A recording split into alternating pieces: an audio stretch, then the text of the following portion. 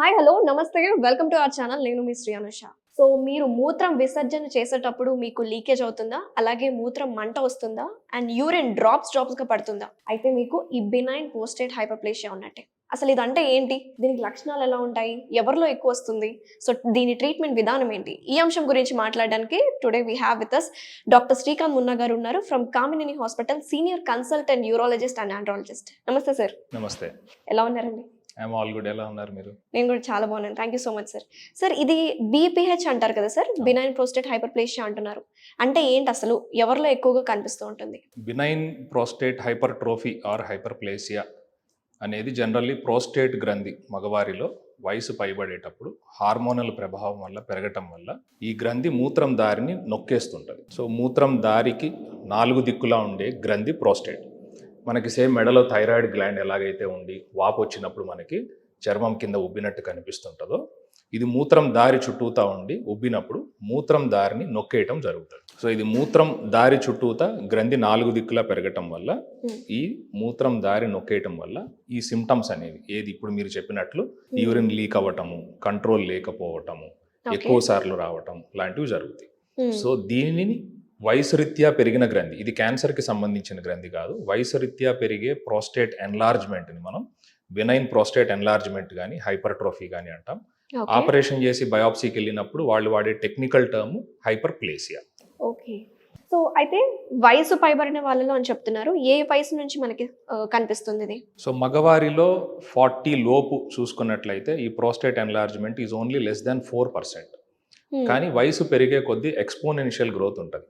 40 to 60 age group వాళ్ళని తీసుకుంటే almost 25 to 40% వరకు, 60 అబోవ్ వాళ్ళకి 60% వరకు, 80 అబోవ్కి వెళ్ళిపోతే 80% of men who outlive 80 years of age compulsory prostate enlargement అనేది ఉంటుంది. దానివల్ల ప్రాబ్లమ్స్ ఉంటాయా అనేది పక్కన పెడితే ప్రోస్టేట్ ఎన్లార్జ్మెంట్ అనేది మనకి స్కానింగ్లో చేసినప్పుడు ఖచ్చితంగా ఉంటుంది. ఓకే సార్, జనరల్గా అయితే మనం ఇందాక మాట్లాడుకున్నాం కదా, ఫస్ట్ సిమ్టమ్స్ లీకేజ్ అవుతుంది, మూత్రం వెళ్ళేటప్పుడు మంట. జనరల్గా మూత్రం వెళ్ళేటప్పుడు మంట అంటే సమ్ యూటీఐ అనుకుంటారు, యూరినరీ ట్రాక్ ఇన్ఫెక్షన్ అనుకొని మెడిసిన్స్ వేసుకుంటూ ఉంటారు. ఎలా గుర్తించవచ్చు? దీని ప్రాపర్ సిమ్టమ్స్ ఎట్లుంటాయి? సో ప్రోస్టేట్ వల్ల వచ్చే యూరినరీ కంప్లైంట్స్ మగవారి గురించే మనం మాట్లాడుతున్నాం కాబట్టి first most common presenting complaint ఏంటంటే నాక్టూరియా, అంటే నిద్దట్లో ఎక్కువ సార్లు మూత్రం కోసం లెగవటం.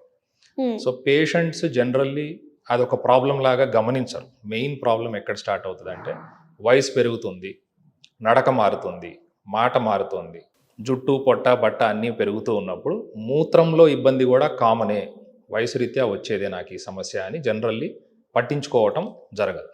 ఫస్ట్ ప్రాబ్లం అక్కడ స్టార్ట్ అవుతుంది. సంవత్సరం 2 సంవత్సరాలు నైట్ టైం 2 సార్లు 3 సార్లు లెగవటం, 4 సార్లు లెగవటం, వాళ్ళు ఎప్పుడు నిద్ర లెగిసి మూత్రంకి వెళ్ళటం అనే సమస్య మొదలైంది అనేది కూడా మర్చిపోతారు. మనం దాన్ని గుచ్చి అడిగినప్పుడు ఓపీడీలో ఎన్నిసార్లు లెగుస్తారు, ఎన్నాళ్ళ నుంచి లెగుస్తున్నారంటే కొన్ని సంవత్సరాల మేరగా లెగుస్తున్నానండి అంటారు. సో గమనించుకోకపోవటం అనేది స్టార్టింగ్ పాయింట్. సో బట్ యూరిన్లో ఇన్ఫెక్షన్ వల్ల మంట వస్తోంది అంటే ఖచ్చితంగా దానివల్ల పేషెంట్ జనరల్ హెల్త్ ఎఫెక్ట్ అవుతుందని అర్థం. అంటే యూరిన్ లోపల ఉండిపోవటం, బయటికి వచ్చే దారి క్లోజ్ అవటం వల్ల యూరిన్ ఇన్ఫెక్షన్ రావటము, కిడ్నీస్ ఎఫెక్ట్ అవ్వటము, స్టోన్స్ ఫామ్ అవ్వటము, కిడ్నీ డ్యామేజ్ అవ్వటము, దీనివల్ల బీపీ పెరగటము, ఇవన్నీ possible complications. So simple UTI మూత్రం దారిలో మంట వచ్చింది అని నెగ్లెక్ట్ చేసిన 3-4 రోజుల్లో తగ్గిపోతుంది, మందులు వాడితే ఇంటి దగ్గర డాక్టరో మెడికల్ షాప్ వాళ్ళు ఇచ్చారు తగ్గిపోయిందంటే well and good, it may be a simple UTI. తగ్గట్లేదు, నెలలో 2-3 సార్లు ఇట్లాంటి ఇబ్బందులు వస్తున్నాయి, మందులు ఆపేస్తే ఇబ్బందులు వస్తున్నాయి. దీనితో పాటు మనం ఫన్ అంటాం, ఫ్రీక్వెన్సీ అర్జెన్సీ నాక్టూరియా, దీన్ని జస్ట్ కామన్ కోడ్ ఫన్ అని చెప్తాం. ఈ 3 సిమ్టమ్స్ గనక స్టార్టింగ్ పాయింట్లో ఉన్నట్లయితే ప్రోస్టేట్ ఇబ్బంది స్టార్ట్ అయ్యింది. ఇది ప్రోగ్రెస్ అయితే నెక్స్ట్ వచ్చేవి అబ్స్ట్రక్టివ్ కంప్లైంట్స్, అంటే మూత్రం దారి నొక్కేయటం వల్ల హెజిటెన్సీ, అంటే యూరిన్ పోద్దామని బాత్రూమ్కి వెళ్ళినప్పుడు స్టార్ట్ అవ్వదు. ఒక 10 seconds 15 seconds కొంతమంది ట్యాప్ తిప్పుకొని సౌండ్ విని, కొంతమంది కూర్చొని, కొంతమంది నుంచొని ఇబ్బంది పడుతూ స్టార్ట్ చేస్తారు. దీన్ని హెజిటెన్సీ అంటాం. ఇంకొకటి ఇంటర్మిటెన్సీ, అంటే యూరిన్ దార కంటిన్యూస్గా రాగకుండా కట్టే వస్తుంది.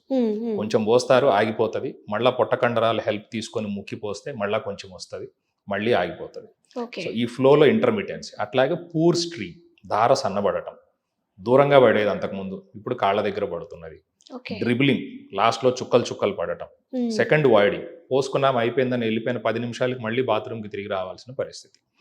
ఇవన్నీ అడ్వాన్స్డ్ సిమ్టమ్స్ ఆఫ్ ప్రోస్టేట్. అంటే Okay. ఆల్రెడీ మీకు ప్రోస్టేట్ గ్రంథి పెరిగింది, ఫస్ట్లో ఉన్న ఫన్ ఇరిటేటివ్ సిమ్టమ్స్ అంటాం, దాని స్టేజ్ దాటి మీరు అబ్స్ట్రక్టివ్ సిమ్టమ్స్కి కూడా వచ్చారని అర్థం. కాంప్లికేషన్స్ వచ్చినప్పుడు మీరు చెప్పినట్టు యూరినరీ ట్రాక్ట్ ఇన్ఫెక్షన్, మంట రావటము, పొత్తి కడుపు నొప్పి, జ్వరం, సెకండరీ యాడెడ్ కాంప్లికేషన్స్ ఇంకా స్టోన్స్, ఓకే. కిడ్నీ డ్యామేజ్, ఇట్లాంటివన్నీ మేజర్ ఇష్యూస్ కింద వస్తాయి. అవి వచ్చినప్పుడు పేషెంట్స్ ఎలాగో వస్తారు. బట్ మనం ఇంట్లో ఉన్నప్పుడు ఐడెంటిఫై చేసుకోవాల్సింది, ఈ మూత్రంలో ఈ సమస్యలు వస్తున్నప్పుడు ఒక స్కానింగ్, ఒక మూత్రం టెస్ట్ చేసుకున్నామా, ప్రాబ్లం వస్తే యూరాలజిస్ట్ దగ్గరికి వచ్చి ప్రాపర్ ట్రీట్మెంట్ తీసుకుంటే ఈ స్టేజ్ వైజ్ పెరుగుదలను మనం కంట్రోల్ చేయొచ్చు. సో అక్యూట్ స్టేజ్ లో ఉన్నప్పుడే ఒక యూరాలజిస్ట్ ని కన్సల్ట్ అవ్వాలి. చేసుకోవాలి. సో మీ దగ్గరకు వచ్చినప్పుడు ఇనిషియల్ స్టేజెస్ లో వచ్చినప్పుడు మీరు ఎలాంటి డయాగ్నోస్టిక్ టెస్ట్లు చేస్తూ ఉంటారు? సో ప్రోస్టేట్ అనేది మెయిన్గా it is a symptom based diagnosis. మిగతా టెస్ట్లు మనం ఏం చేసినా కొరాబరేటివ్ ఎవిడెన్స్, అంటే ఈ ప్రాబ్లమ్ని నిర్ధారించడానికి. ఓకే. సో ఆపరేషన్ చేయాలా వద్దా అనేది కూడా టెస్ట్ల కంటే ఎక్కువ పేషెంట్ మాటల్లోనే డిసైడ్ అవుతుంది. ఓకే. సో ఎడ్యుకేటెడ్ ఉన్న పేషెంట్స్ చాలా మందికి మేము ఒక చార్ట్ ఇస్తుంటాం, IPSS స్కోర్ చార్ట్ అని, international prostatic symptom score chart. దాంట్లో కొన్ని కేటగిరీస్ ఉంటాయి. సింపుల్ గూగుల్లో కొట్టినా వస్తుంది మనకి. ఇప్పుడు వీడియో చూసే వాళ్ళందరూ IPSS అని కొడితే వచ్చేస్తాయి ఇమేజెస్. ఓకే. ఓకే. దాంట్లో ఫిల్ ఇన్ ద బ్లాంక్స్ లాగా మార్క్స్ ఉంటాయి, 1 2 3 4 5 అని ఒక 7 సిమ్టమ్స్. దానికి మీరు ఎంత రేటింగ్ ఇస్తున్నారు, మన ఛానల్కి రేటింగ్ ఇచ్చినట్టు 1 2 3 4 5 ఉంటుంది. సో ఒకసారి లెగుస్తున్నారా, 2 సార్లు లెగుస్తున్నారా, 3 సార్లు లెగుస్తున్నారా నైట్, అవుట్ ఆఫ్ 5 మీరు ఎంత రేటింగ్ ఇచ్చుకుంటారు మీకు మీరు అనే సిమ్టమ్ స్కోర్ని బట్టి మైల్డ్, మోడరేట్, సివియర్ అనే ఒక డెసిగ్నేషన్ వస్తుంది దానికి. ఓకే. సో మైల్డ్ సిమ్టమ్స్లో ఉన్న వాళ్ళకి జనరల్లీ ఒక అల్ట్రాసౌండ్ స్కానింగ్ చేస్తాము, యూరిన్ టెస్ట్ చేస్తాం. యూరిన్ టెస్ట్లో ఇన్ఫెక్షన్ ఏం లేదు యాజ్ ఆఫ్ నో, అంటే అక్యూట్ UTI వల్ల ఇబ్బందులు కాదు ఇవి. ఓకే. ప్రోస్టేట్ ఇప్పుడిప్పుడే పెరుగుతున్నది. యూరిన్ స్కానింగ్లో పోసుకునే ముందు ఎంత ఉంది, పోసుకున్న తర్వాత ఎంత ఉంది అనేది రేడియాలజిస్ట్ మనకి ఇస్తారు. PVR అని ఉంటుంది, post void residual urine, important factor. చాలా స్కాన్ సెంటర్స్లో మనం మెన్షన్ చేయకపోతే అది మిస్ అవుతుంటుంది. సో ప్రోస్టేట్ కోసం స్కాన్ చేయించుకునే వాళ్ళందరూ PVR, అల్ట్రాసౌండ్ KUVతో పాటు PVR అనే ఒక పదంని యాడ్ చేయించుకొని మీ రేడియాలజిస్ట్ని అడిగి స్కాన్ చేసే ముందు యూరిన్ హోల్డ్ చేసుకోవాలి. యూరిన్ పోసుకొని వచ్చిన తర్వాత మళ్ళీ స్కాన్ చేస్తారు. ఓకే. సో ఎంత పోసుకొని వచ్చారు, ఎంత మిగిలిపోయింది అనే టెస్ట్ చూసుకోవటం, ఈ 3 మెయిన్ క్రైటీరియా. ఇవి నార్మల్ కేటగిరీస్లో ఉన్నాయి, లేదా కొంచెం PVR ఉంది, లెస్ దాన్ 10% నార్మల్, అంటే మన బ్లాడర్ కెపాసిటీ 400 ml ఉంది, యూరిన్ పోసుకొని వచ్చిన తర్వాత 30 ml ఇంకా లోపల ఉన్నది, which is less than 10% normal. 50 ml ఉంటే ఇట్ ఈస్ మోర్ దాన్ 10% కాబట్టి సిగ్నిఫికెంట్, అంటే ప్రోస్టేట్ వల్ల ఇబ్బంది ఉంది. ఇట్లాంటి పేషెంట్స్కి మెడికేషన్స్ స్టార్ట్ చేయాల్సిన అవసరం ఉంటుంది. అదే స్కోర్ చార్ట్లో మోడరేట్ కేటగిరీ, దాంతోపాటు ప్రోస్టేట్ పెరుగున్నది, ప్రోస్టేట్ గ్లాండ్ ష్రింక్ అవ్వటానికి కొన్ని మందులు ఉంటాయి.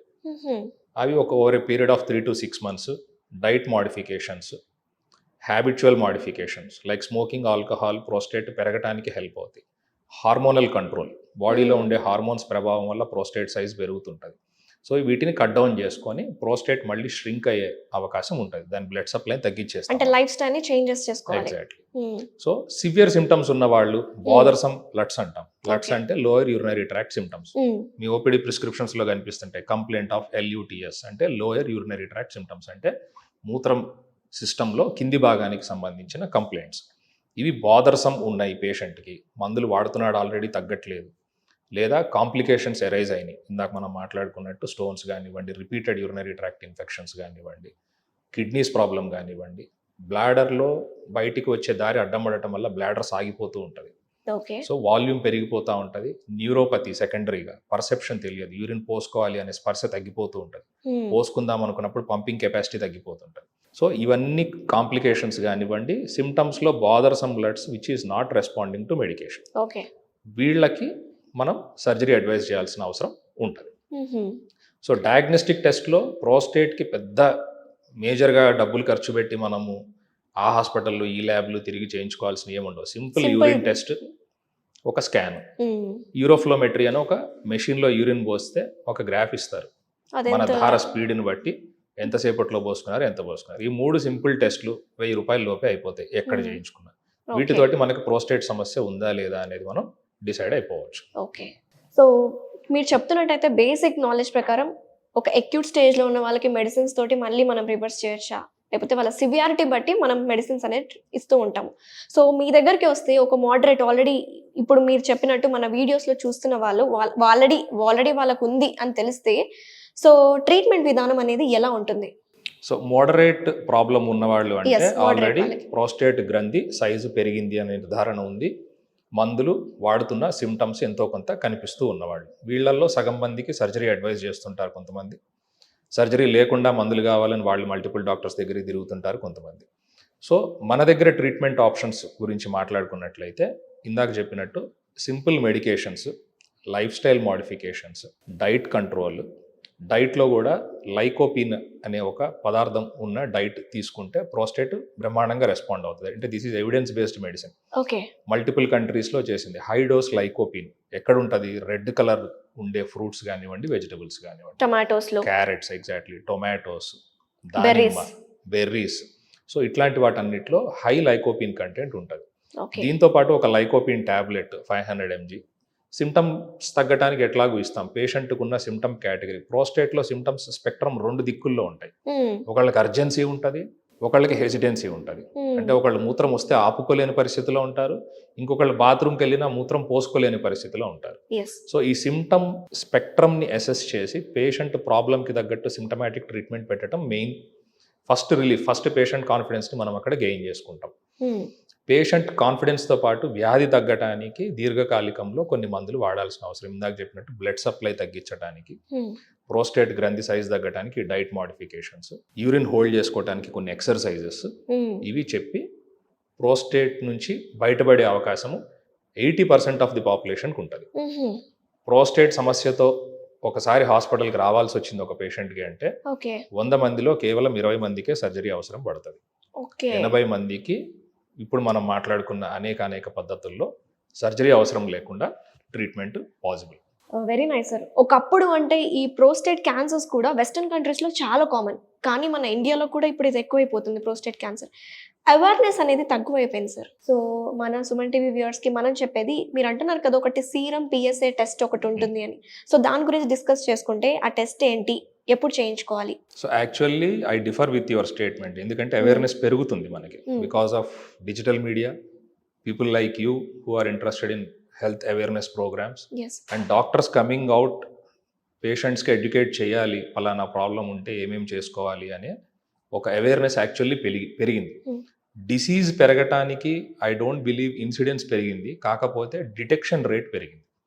సో ప్రోస్టేట్ క్యాన్సర్స్ అంతకుముందు అన్డిటెక్టెడ్గా పేషెంట్స్ చనిపోవటం కానివ్వండి, లేదా వేరే కారణాల వల్ల ప్రోస్టేట్ క్యాన్సర్ బయటపడేలోపు చనిపోవటం కానివ్వండి జరిగేది. ఇప్పుడు ఈ సీరం పిఎస్ఏ అనేది it's a absolute wonder. Simple blood టెస్ట్లో ప్రోస్టేట్ క్యాన్సర్ ఉండే అవకాశము, రిస్క్ ఉన్నదా అనే ఒక నిర్ధారణ మనం దీని నుంచి తెచ్చుకోవచ్చు. అంటే ఒక సింపుల్ టెస్ట్ ద్వారా మనం తెలుసుకోవచ్చు.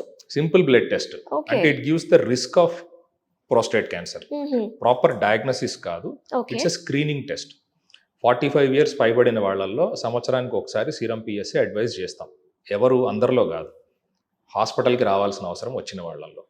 అంటే ఏదో ఒక కారణం మీదుగా యూరాలజీ ఓపీడీకి కానీ యూరినరీ కంప్లైంట్స్తో కానీ హాస్పిటల్కి రావాల్సిన అవసరం వచ్చింది ఆ పేషెంట్కి అంటే దాన్ని మనం అనువుగా తీసుకొని పిఎస్ఏ అనే టెస్ట్ చేసి ముందుకెళ్ళి ప్రోస్టేట్ క్యాన్సర్ డెవలప్ అయ్యే రిస్క్ ఉన్నదా ఈ పేషెంట్కి అని డయాగ్నైజ్ చేయటము, రిస్క్ ఉంది అంటే ఫాలోఅప్లో పెట్టుకొని కనిపించిన ఫస్ట్ స్టేజ్లో ట్రీట్మెంట్ చేసుకోగలిగే కెపాసిటీకి మన సైన్స్ డెవలప్ అయ్యింది.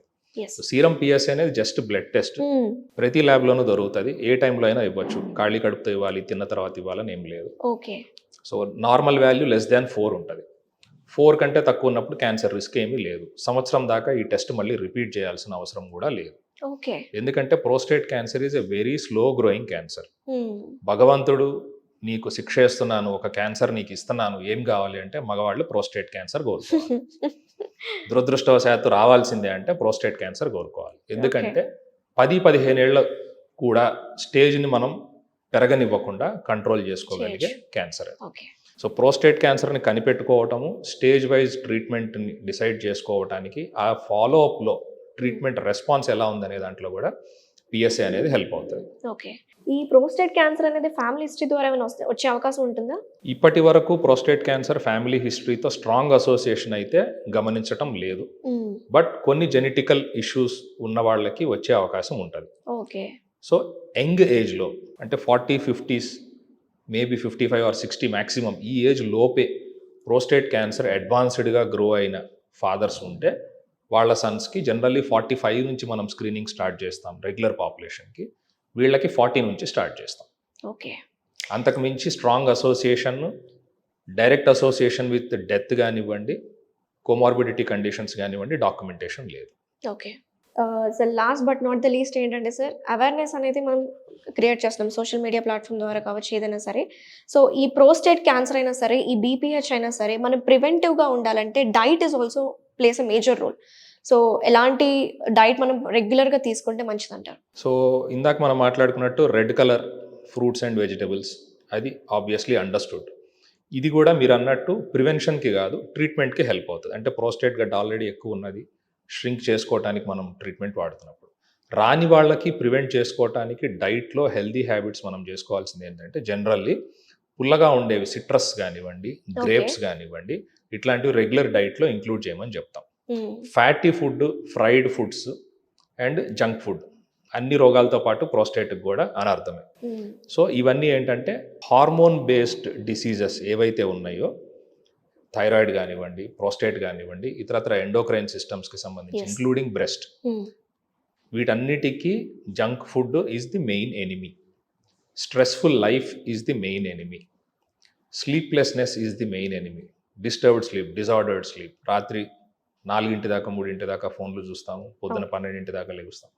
సో హార్మోనల్ రిలీజెస్ అనేవి దే ఆర్ ఆల్ పల్సటైల్, వారికి ఒక సర్కేడియన్ రిథమ్స్ ఉంటాయి. Night 12 to 8 they will be at their highest peak values. ఆ టైంలో మనం స్ట్రెస్ఫుల్గా ఒక ఫోన్ చూడటము, ముచ్చట్లు చెప్పటము, కంప్యూటర్ మీద వర్క్ చేయటము, మాలాగా నైట్ డ్యూటీస్ చేయటము లాంటివి జరుగుతూ ఉంటే ఈ సర్కేడియన్ రిథమ్ లాస్ అవుతుంది. సో ఎప్పుడు రిలీజ్ అవ్వాలనేది దానికి తెలియదు. But to maintain the bodies minimum maintain చేయాలి కాబట్టి కంటిన్యూస్గా రిలీజ్ అవుతూనే ఉంటుంది. ఈ పల్సటైల్ ఫ్యాషన్ అనేది పోతుంది. సో దీనివల్ల ప్రోస్టేట్ కానివ్వండి, వేరే గ్రంథి కానివ్వండి, it will be continuously secreting that hormone and it will be continuously affected by that hormone. So ఈ continuous unopposed action of hormones వల్ల పెరుగుతూ ఉంటుంది. సో లైఫ్ స్టైల్ హ్యాబిట్స్లో ఇవి, డైట్ రెస్ట్రిక్షన్స్లో junk food, oily food, fried food, late night, disordered sleep and ఇందాక మనం చెప్పుకున్నట్టు స్ట్రెస్, ఇవి కంట్రోల్ చేసుకోగలిగితే, అండ్ హార్మోన్స్ అనేవి కొంతమందికి ఫ్యామిలీ పరంగా ఎక్కువ పనిచేయటం అనేది ఉంటుంది. ఎట్లాగైతే హైట్, వెయిట్ అనేవి ఫ్యామిలీస్లో నడుస్తాయో, హార్మోన్స్ లెవెల్స్ కూడా జనరల్లీ ఫ్యామిలీస్లో ప్యాటర్న్డ్గా నడుస్తాయి. సో అట్లాంటి పేషెంట్స్కి కంప్లైంట్స్ లేకపోయినా హార్మోన్స్ కట్ డౌన్ చేసుకోవాల్సిన అవసరము, ఆ ట్యాబ్లెట్ వాడాల్సిన అవసరము ఉండే అవకాశం ఉంటుంది. అది మనం స్కానింగ్లో ప్రోస్టేట్ సైజ్ 70 గ్రాములు ఉంటుంది కొంతమందికి. వేరే ఏదో సమస్య కోసం స్కాన్ చేస్తే కనిపిస్తుంది, కానీ పేషెంట్ నాకేం కంప్లైంట్స్ లేవు సార్ అంటారు. వాళ్ళ బాడీ స్టేచర్ని బట్టి ఆ గ్లాండ్ అక్కడ 70 గ్రామ్స్ కూడా అకామిడేట్ చేసుకునే అవకాశం ఉండొచ్చు. సో అందుకే ఫస్ట్ స్టేట్మెంట్ నేను ఓపెన్ చేసినప్పుడు చెప్పింది, సిమ్టమ్స్ని బేస్ చేసుకుని ట్రీట్మెంట్ డెసిషన్ తీసుకోవాలి, స్కాన్ని బేస్ చేసుకుని డెసిషన్ తీసుకోకూడదు. సో స్కాన్ని బేస్ చేసుకొని పేషెంట్ని చూడకుండా ఫోనుల్లో రిపోర్ట్లు తిరుగుతూ ఉన్నాయి ఈ మధ్య. ఇట్లాంటి వాళ్ళలో సగం మందికి ఆపరేషన్ అవసరం పడదు. ఒక యూరాలజిస్ట్ని మీరు కలిసి మీ సిమ్టమ్స్ ఏమున్నాయి, దానికి కొరలేట్ అయ్యే కారణం ఇదేనా, దీనికి ట్రీట్మెంట్ ఆపరేషనేనా, మందులా, ఏం అక్కర్లేదా, ఈ క్లారిటీ లేకుండా ట్రీట్మెంట్స్ తీసుకోవద్దు అనేది సిన్సియర్గా అడ్వైజ్ చేస్తాను. అవును సార్, ఇది కామన్ అయిపోయింది. ఫోన్లో చూపించి వాళ్ళకి ఇది ఉంది, వీళ్ళకి ఉంది, సెల్ఫ్ ట్రీట్మెంట్స్ అనేవి ఎక్కువైపోయాయి. ఇప్పుడు ఇవి మనం అడగలేము కూడా, రివర్స్లో పేషెంట్తో మనం కమ్యూనికేట్ చేయలేము. దీనికి ట్రీట్మెంట్ అవుతుందా మీ దగ్గర, అవదా అనే క్వశ్చన్కి ఆన్సర్ చెప్పలేని పరిస్థితిలో ఉంటాము. అవుతుంది అని చెప్పాలి, పేషెంట్కి ఒకటి చెప్పటం, ఇక్కడికి వచ్చిన తర్వాత ఇంకొకటి మారిస్తే వాళ్ళ కాన్ఫిడెన్స్ పోవటము. సో మళ్ళీ ఈ సోషల్ మీడియాని వాడుకొని సెకండ్ ఒపీనియన్స్ తీసుకోవటము, విండో షాపింగ్ చేయటము ఎక్కువైపోయింది మన దగ్గర. సో ప్రోస్టేట్కి సంబంధించి మాత్రము డీటెయిల్డ్గా మీరు మీ డాక్టర్తో మాట్లాడటం అనేది చాలా important, both in diagnosis, treatment and decision making also. Okay, very nice sir. Thank you so much sir for your valuable information. నిజంగా చాలా క్లారిఫికేషన్స్ ఇచ్చారు. అసలు ప్రోస్టేట్ ఎన్లార్జ్మెంట్ అంటే ఏంటి, బీపీహెచ్ అంటే ఏంటి, వీళ్ళకు ఉండే సిమ్టమ్స్ ఏంటి, మనం ఎలా ట్రీట్ చేసుకోవచ్చు, చాలా డీటెయిల్గా చెప్పారు. Thank you so much. Thank you so much.